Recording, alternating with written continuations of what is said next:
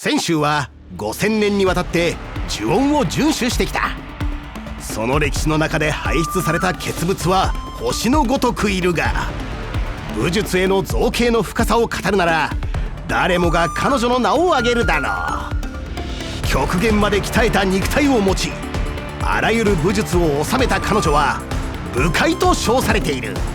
威風堂々生き天をつく、その名は天撃将軍飛翔。そして今日のゲストはこちらの昇久さんだ。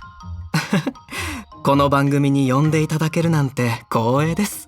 いやいや、飛翔将軍の幕僚と医師と料理人を一度に招待できるなんてこちらこそ光栄だ。ただ4人で庭園美玉ができると思ってたんだが一人3役くらいこなせないと話になりませんからね。で、普段は何人分の給料をもらってるんだ？一人分ですが、だからこんな大役を僕に我ながら出世したものですね。昇久さんは面白いね。では本日の主役を紹介しよう。飛翔は遵守の運命を歩む風属性のキャラクターだ。この戦い方を知り尽くした猛将はその凄まじい力で悪を打ち最悪を鎮めている。飛翔の通常攻撃は銃剣で敵単体に風属性ダメージを与える。戦闘スキルでは斧を使い敵単体に風属性ダメージを与え、即座に天賦による追加攻撃を1回発動するんだ。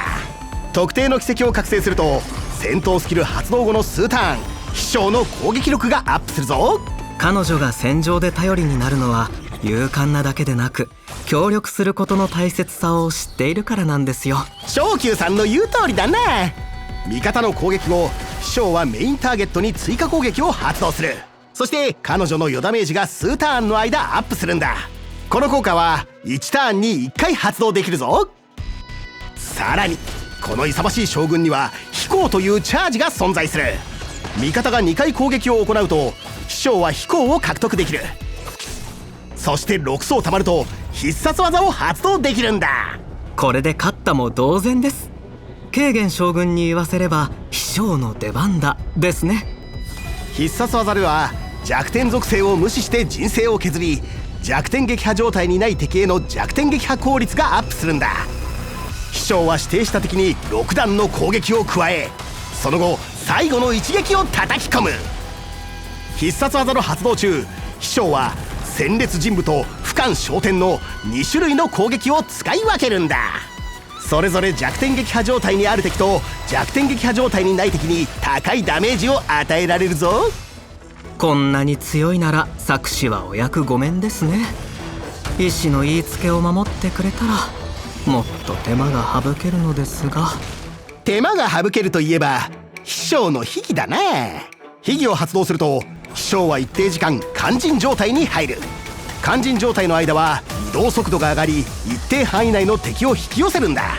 引き寄せた敵はまとめて攻撃でき、戦闘に入った後は各ウェーブ開始時に敵全体に必ず会心になる風属性ダメージを与える。この秘技のダメージ倍率は引き寄せた敵が多いほどアップするんだ。あと秘技を発動して戦闘に入ると飛翔は一定総数の飛行を獲得する。特定の奇跡を覚醒すれば戦闘開始時にも飛行を獲得できるようになるぞ。また前のターンで天賦による追加攻撃を発動しなかった場合、飛行獲得のための攻撃回数が1加算されるんだ。まとめると飛翔は主に必殺技でダメージを与える。そして高頻度で行動する味方と攻撃頻度の高い飛翔を組ませればより早く飛行をため必殺技で大ダメージを与えられるというわけだ。飛行は請求軍の象徴。そして彼女もかの神獣のように勝利をもたらしてくれるのです。無敵の将軍は準備を欠かさない。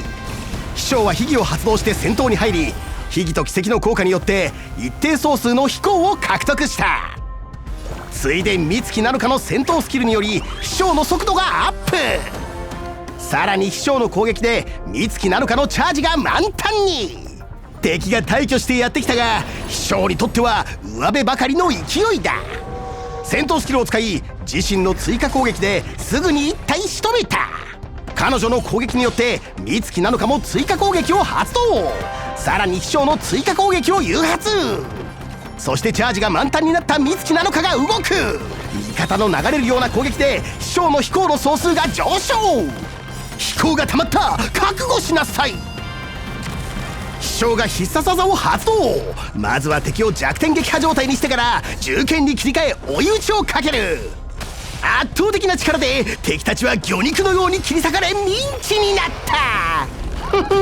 これで大金帰宅だ。はあ、にしてもこんな戦い方だとやっぱり頼りになる医者がそばにいないとだな。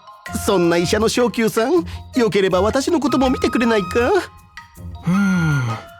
顔色が悪く羽はパサパサ、そして太り気味で血気不足。